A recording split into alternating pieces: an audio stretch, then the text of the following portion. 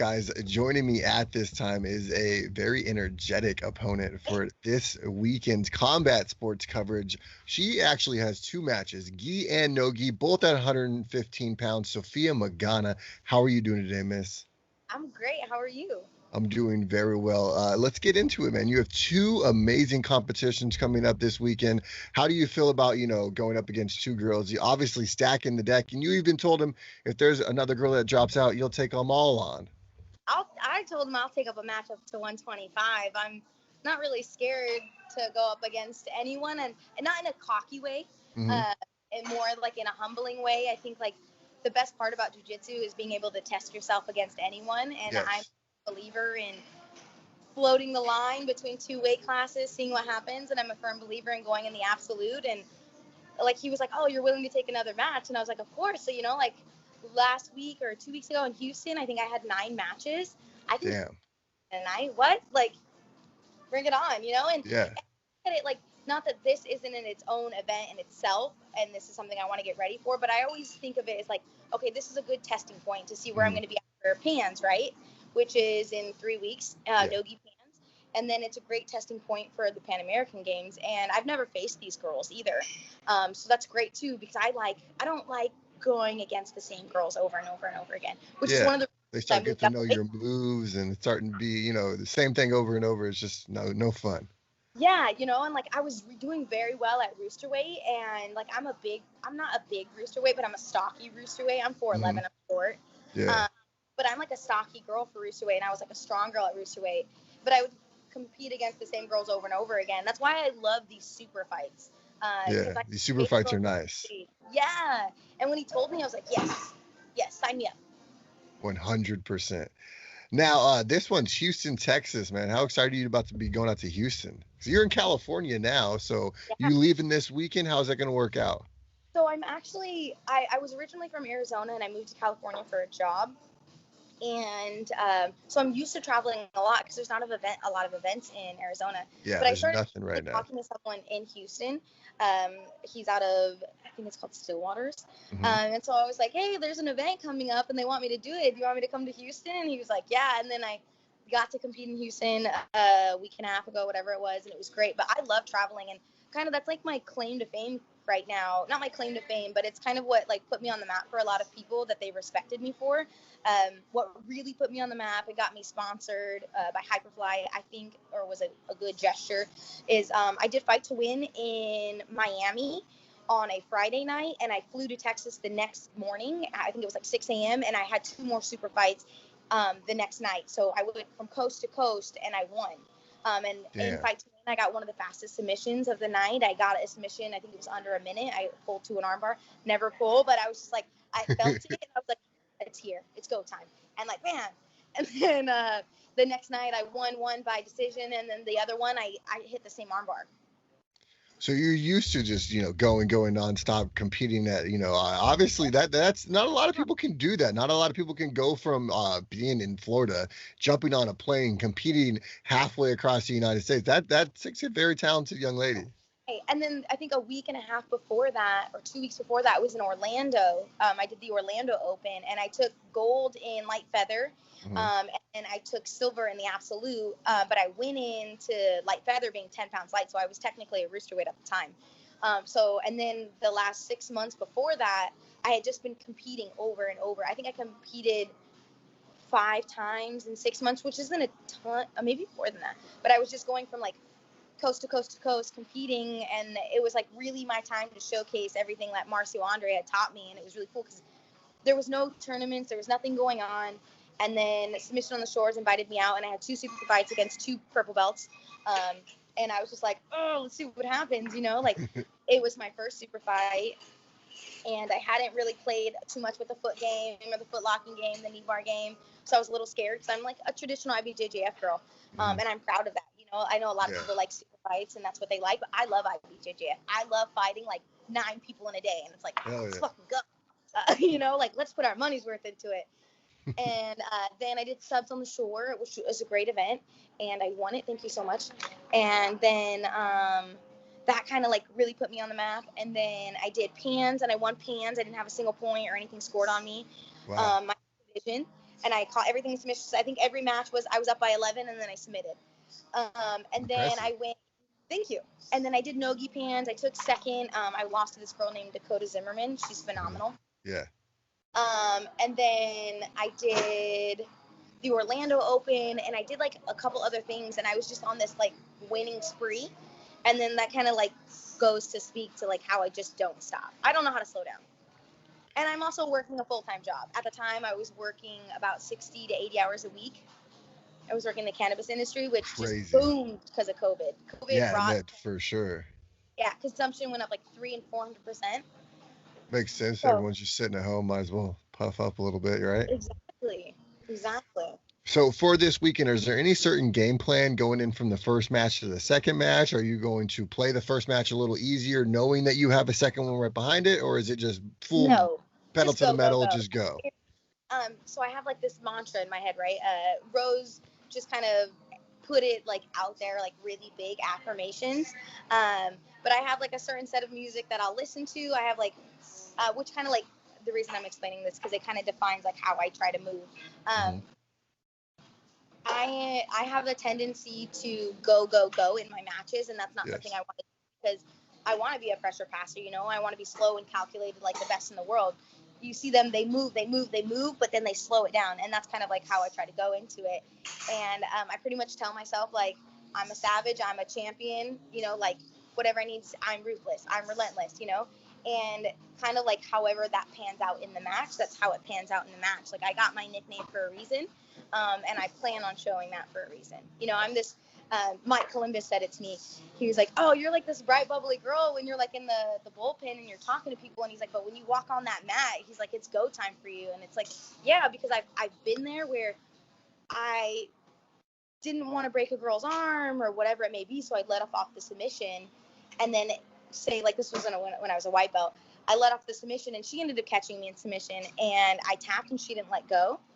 And that forever like scarred me, and I was like, man, I'm going to snap it, like, We're snapping it all. That's the thing, like, you know, like, it's either get snapped or do the snapping, you know. Exactly. So I guess my game plan is I don't want to study the girls' styles because I don't want to get in my head like what their style is and like to combat that style. We're blue belts, right? None of us have something that we're just naturally God gifted at, like, you know. Talk about anyone. Marcio, for example, he's a passer, right? Everyone knows Marcio's Andre's knee slice. You're not stopping it. No one's stopping it, right? But he's a phenomenal guard player too, you know. So that's how I see myself. Like, if I can be on top, I want to be on top, of course. But like, if it goes to the mat and my butt hits the ground, I'm very confident with my butt on the ground. Where do you see these matches finishing at? Because obviously you talked about being a finisher, you talked about going there, no nonsense. Yeah, I don't feel like they're going to be very long matches as well. Well, the goal is not to have a long match, right? The goal is to get one of the fastest submissions. But I think the goal is to have a beautiful performance, and that's something I really want to focus on. So let's see. If I can pick how the matches are going to go, I'm going to assume that the girls are both going to pull. In nogi, I can see it being more of a scramble. I'm very confident in my scrambles. I don't have a stellar wrestling background, but my twin sister and her husband are phenomenal wrestlers. Phenomenal wrestlers. Yeah, phenomenal wrestlers. And I've watched them for years. And that's kind of how I adapted my movement. And I've been training with Autos, which, you know, everyone knows how Autos is on their feet when they're hit a scramble. You see Lucas Barboza in a scramble. You see Andre in a scramble, and they're dominating those scrambles. And not that I'm training with them. They're obviously too big for me, but I get to train with their style, you know, and, like, Autos is a ton of rounds. So I'm very confident in being able to go both matches, gung-ho, like, all at them, because I'm doing 10 rounds with one of the best teams in the world, and there's no girls that are necessarily my size. And if I am going with girls, I'm going with girls like Amanda Bruce, who is a brown belt, and she's like, man, she is on it. And my roommate Juliana Miller, who's a beautiful guard player from 10th Planet. So if I can like move with these girls, I'm very confident I can move with blue belt girls, you know. And so where's the match going? Sorry, got sidetracked. Yeah, you're fine. I can see the nogi match going with a lot of toe holds, knee bars, and ankle heel hooks. I Heel can hook. see the nogi match going that way because I think everyone wants to showcase their footlocks now. I think that it will be not a rude awakening, but I think it will be a very surprising look for her when she sees that I'm not scared to play that game either. I'm also not scared to play passing into that game. Someone I've been working really close with is PJ Barch, who I'm not sure if you're familiar with PJ, but PJ is fighting on who's number one the night before. He's Yeah. fighting. He's actually fighting Nikki Ryan, and I study PJ a lot for several reasons. PJ has a phenomenal guard, but he has that 10th planet background with that funky guard, but he has beautiful wrestling, and he also has a very strong base in fundamental jiu-jitsu. And I think I have a very strong base in fundamental jiu-jitsu for a blue belt. I'm not great at like naming things, but like I understand concepts. I understand when to apply pressure. I understand when to let off pressure. I understand like how you're going to sweep someone. The fundamentals of what makes someone great in jiu-jitsu and like what Yeah. jiu-jitsu is. So I can see like we'll probably be on our butts in the nogi match. I think she might pull pretty quickly, and then I can see myself passing off of it and catching a submission off my pass. There's something that Andre's been teaching this last week that I'm feeling pretty good about. I'm not going to say it. And then Don't you love it when your professor shows you something that it's like pertains to your game though? You're like, because like half the time I'm like, Professor, this shit does not work for me. I'm too long. But when he does show me something, I'm like, yes, this is great. The one thing I really like about Andre's teaching, and same thing with PJ, and same thing with Marcio, is that when they're teaching a move, they communicate the body styles, Mhm. and they communicate the whys. Yeah. So I understand the whys, and I can understand how to adapt it to my body now. And if I can't figure it out, I call my sister, because she's a rooster weight and a light featherweight, and she goes with monsters of humans. Her husband is a monster, and she rolls with her husband. And then for the nogi match, I kind of want to. Oh, I don't know how many people are going to watch this, so I'm kind of scared to say what I want to do. I'd like to keep it on the feet, though. I'm interested to see how it's going to play out on the feet. I hope she doesn't pull too quickly. There's a couple things I've been working with Dom Bell, who's a black belt out of Atos, who's also really good at judo, and Marcio's really good at judo. So We'll possibly see some throws from Miss Sophia. I'm hoping I would like to showcase my stand-up skills, with both girls. So we'll see how it happens. I know I got to be careful. I can't be too eager and I can't be too stupid. Mm-hmm. There's a lot that can happen off of a bad throw or a bad takedown. For sure. But yeah. And then so for the gi, I'm very comfortable. We'll see what happens. If I pull, I pull. If I'm pulling, it might be over quickly. Yeah. If I'm pulling, I think if I pull in a gi, I think it'll be over quicker, much quicker. But I want to stand. Now let's look past combat sports coverage for a second. What do you have planned for your future? Like the next couple of months in jiu-jitsu, yes. So right now I'm getting ready for the Nogi Pan American Games, which is in May. I am signed up for the Miami Open for the gi and nogi. I might switch that one to something else though, because I have a lot going on with work right now. I have the Pan American Games. It's the beginning of September. I'm looking to get into combat jiu-jitsu in Mexico. Nice. Yeah, so there's some combat coverage for you. I'm not scared to be slapped, so I think that's the key of it. And I have like some really good people who have done it or who are very familiar with it to help me.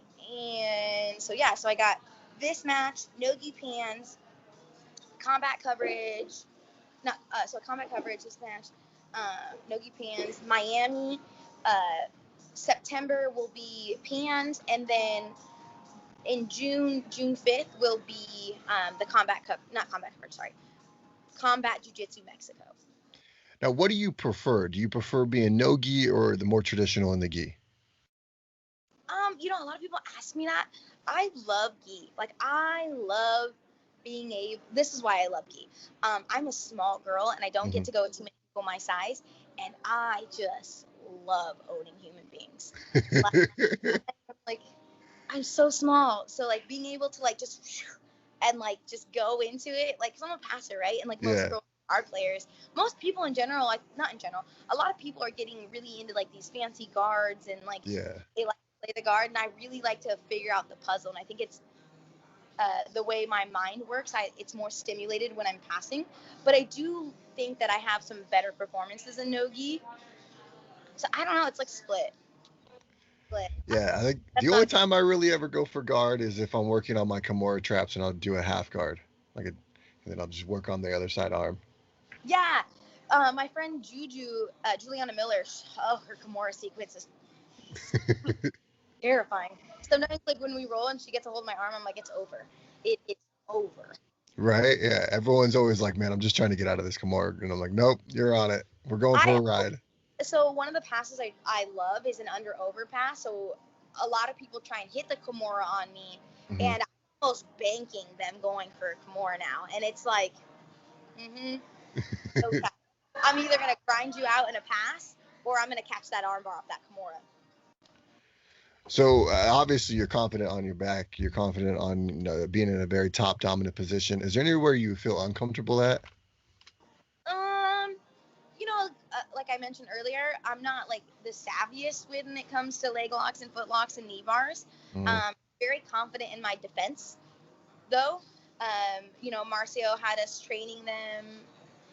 Once everything got legal and once like I was starting to take more matches, he started letting us do that in rounds. And Yeah. my the MMA lab, and they're very predominant foot lockers. A lot of people I think underestimate the lab's jiu-jitsu, but their foot locking game is phenomenal.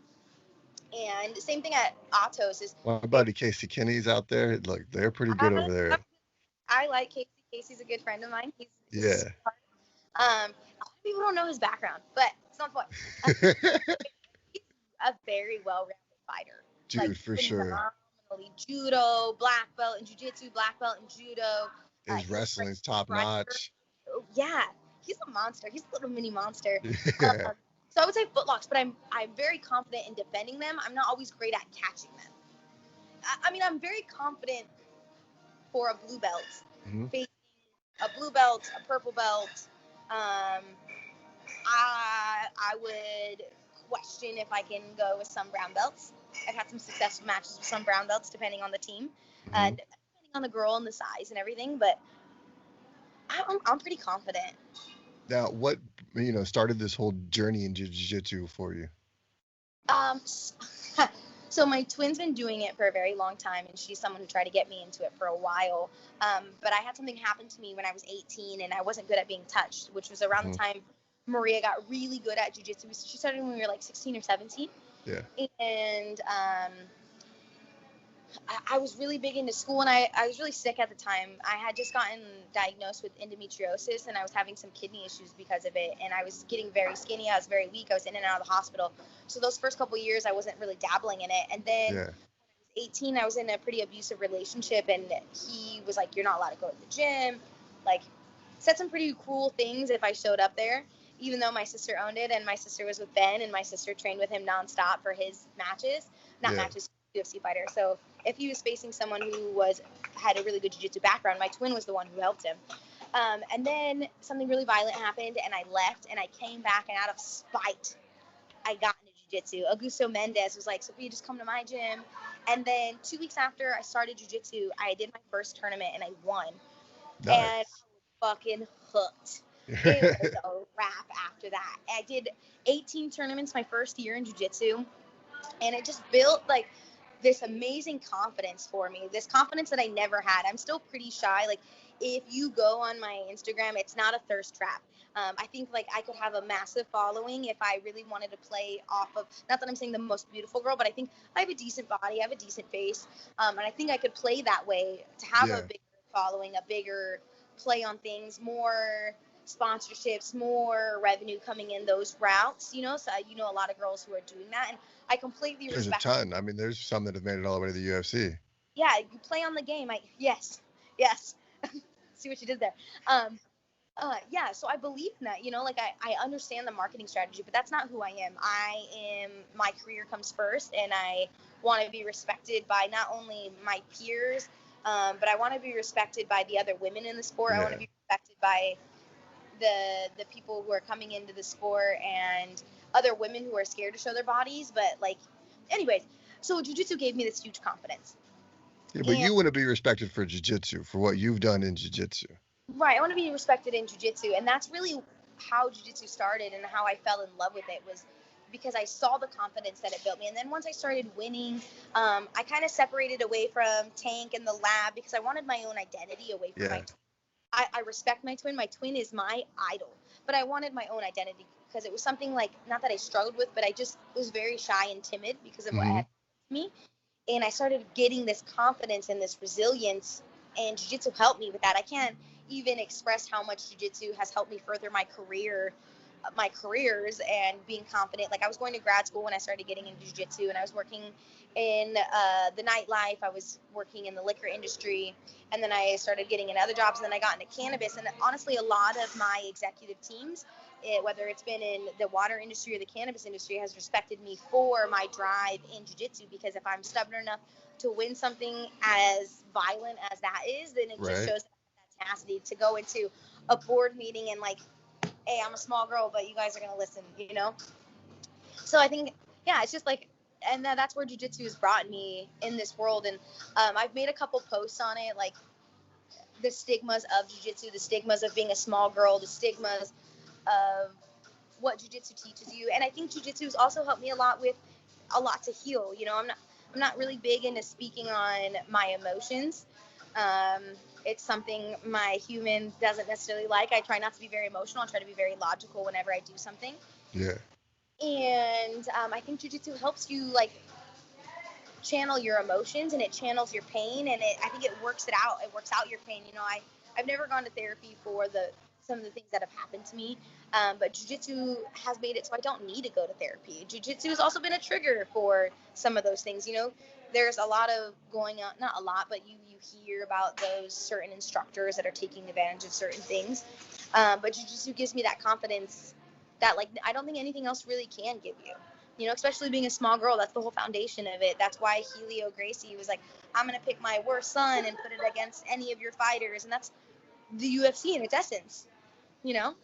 So, Yeah, literally. And then jiu-jitsu just really, it empowers a little person. Like I have I'm not the biggest person in the world, but I have way more confidence than I would have before. Like, especially when I I love, in essence, like those like really like cocky like gym dudes who just like walk around like this. But you yeah, know they can't really fight or anything like that. Those are my favorite people. I'm just like, oh, going just look you're at the little. gears. Yeah, especially because, like, I have, like, a different respect for men as a whole because of my dad and because of my Yeah, husband, Ben. Ben is a very humble and violent man. yeah, super Uh, humble, but yes, very he is violent. terrifying. And I think, like, that shows what, like, a true alpha is. And, like, so that speaks on it. Like, anyone who, like, you can roll your shoulders back and you can have your Puff chest your out, chest out, yeah. walk confidently without, like, making it a show. And I think a lot of the gym guys, like the heavy lifters, make it this massive show. I dated a guy who was a lifter. He wasn't like a power lifter, but like he was heavy into lifting, and he would try to like just tell me how I should see things and how, like, try to teach me about jiu-jitsu and muscle. And I was just like, dude, No, shut the fuck up. Like, you don't know right? what you're talking about, you know? Like, so, yeah. No, one, and then I love it when they finally like, oh, I'll come to jiu-jitsu. Like, hell yes, you will. I Yeah. can't wait to strangle you. One thing I really enjoy is um, going to open mats. I think this is why I also have a lot of confidence. And by when I say confidence, I don't mean like I'm very arrogant. I know that I can go against another blue belt girl who moves like me and will move even better than me. You know, there are those girls. Like, there are the Jessicans of the world. Hmm. There's, you know, like Tynan. There's all these athletes out there that their whole lives are defined, not defined, but their whole life is jujitsu. And I understand that. And I understand at any time I can face that girl. But I also think that the chip I have on my shoulder of being resilient, I guess, is like kind of what helps me. So when I go into open mats, I'm always like, all right, I'm going to go with every single girl in this room. And not only am I going to go with every single girl in this room, but I'm going to watch who these girls go with. And I'm going to look at the guy who tries to bully the girl, and I'm going to go to that Yeah. guy. And granted, that's turned out really bad sometimes. Ribs, you know, I have some messed up body parts that are pretty painful. Um, yeah, but I think that's where I get a lot of my confidence from, is like going into an open mat, finding that big guy, or like I like to go to the beginners classes too at Autos. Ronaldo and Dom teach them, and their technique is phenomenal. So I'm like in there, and I think it also, like, going with some of the really scrappy newer white belts or the really scrappy blue belt guys that are bigger also teaches me a lot of how to slow down and really calculate, how do I apply pressure properly? How do I make these guys grunt so when I go against a girl my size, she's fucking dying? Am I allowed to swear? No, you're fine. Oh, good. I told you, be Sophia. Thug life, you know what I'm saying? Hey, we only live once, right? Yeah, and I swear like a sailor. A Harvard study says that you can trust people more who swear and they have a higher IQs. So, Fucking right. yeah. Let's talk about your personal life a little bit. I know we've talked about jiu-jitsu enough. What do you like outside of the mats? Jiu-jitsu is my personal life. That's your life. But like, It'd honestly, be like I that. work a lot. I wake up and I'm like literally like, as soon as I open my eyes, I'm answering emails and text messages, and like I work off Marco Polo a lot with my new team.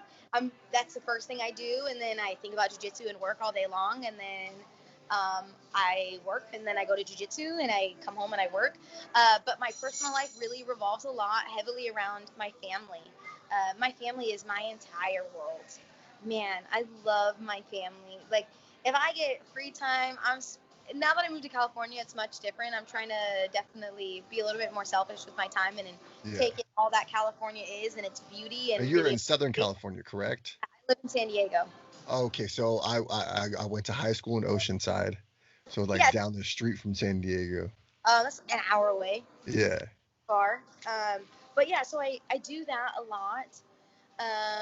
I really don't have much of a social life. I recently started seeing someone, and I would say that's more of my personal life. He's very patient with how much I work and I train because he gets it. So a lot of my personal life right now is FaceTime calls with him in the car from one meeting to the point next. A to point B. Yeah, so that's I really don't have much of a social life, but I love my life, and I think that because I love my job, and I've always made it a part of me to make sure that I'm in a job that not only help me further my life and my family's life, but it's something I truly love and believe in. But it's also something that helps fund jiu-jitsu for me. So there's that, and that's something I really like. And so my personal life is my work life, and my work life is my personal life, and jiu-jitsu is my personal life, and it's my work life. And I think everything really ties in pretty tightly for those things because I don't have too much time outside of family, jiu-jitsu, and work. And so they somehow need to all tie in together. Right. Well, hey, as long as you make it work, that's all that matters, right? Yeah, exactly. Now, I don't want to take too much more of your time. I know you're super busy. I've already taken enough of your time today.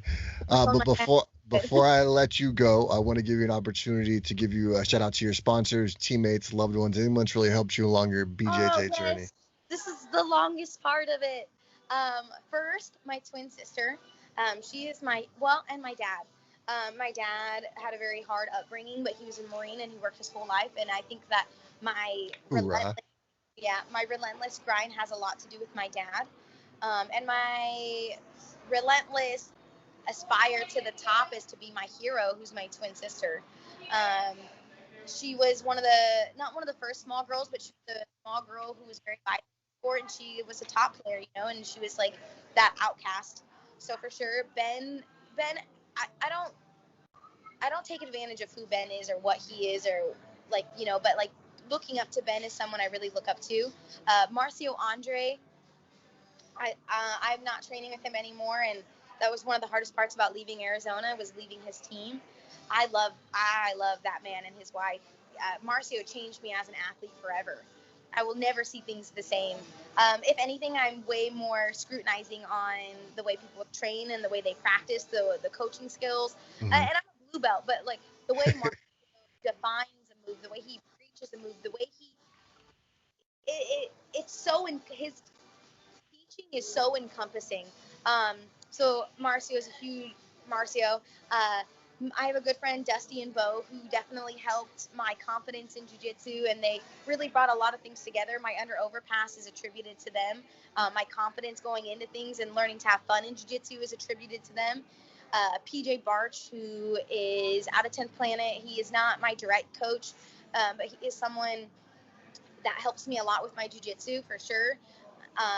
Juliana Miller, who is my roommate, but she's also just an aspiration for like her relentless grind to be the best. I am very appreciative of Andre and Angelica, how they just welcomed open arms me to their gym. They were letting me cross train there for a while. And they never had a bad thing or a mean thing to say. They always made me a part of their family. If I was at a tournament and I didn't That helps a lot. Yeah, it does help a lot feeling like a part of the team. Dom Bell is great. Oh, sponsors though. Hyperfly, I am so appreciative of Hyperfly. I love them, like just who they are as people, but oh my God, they're like the Lululemon of jiu-jitsu, you know? They're the most beautiful gear. They're so good to me, and they love my grind for work. They're not scrutinizing if you have to pull out of something for an injury. Our CBD Life, Sean, who is the owner and the founder of Our CBD Life, he is great to me. Always asks me how he can help me. He's the one, in essence, who got me connected to Rob, who got me connected to Nirvana, the photo shoot, to now the company that I work for. So I'm very grateful for that. I'm grateful for it's called Chillin' Out. It's Trident Cryotherapy.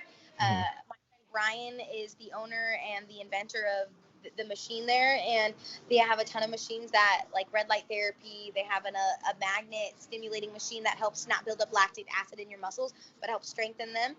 That's great. Like I'm a big fan of them. Nirvana Water, HMB. The company I work for, it's also great for muscle recovery. Someone that's an amazing, that's not a sponsor, it's my job, but that's great. I think yeah, man, I'm just grateful for everyone I have in my life. They're like an indirect sponsor.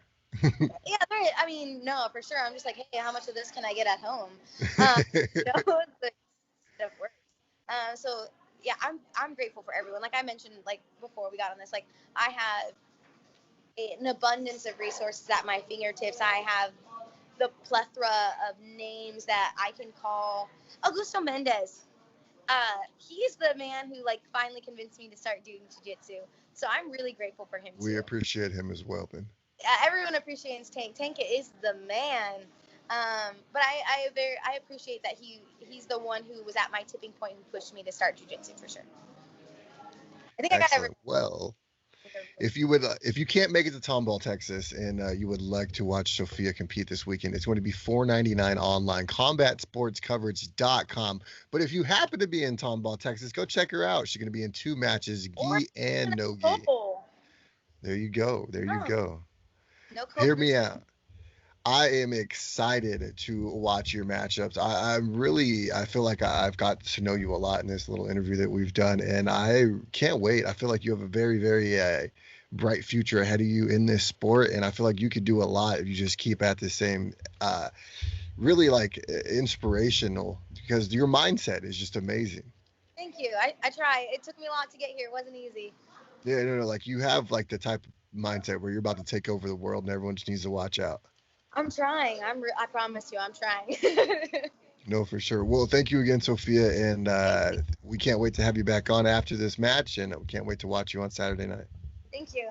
Have a good one. You too.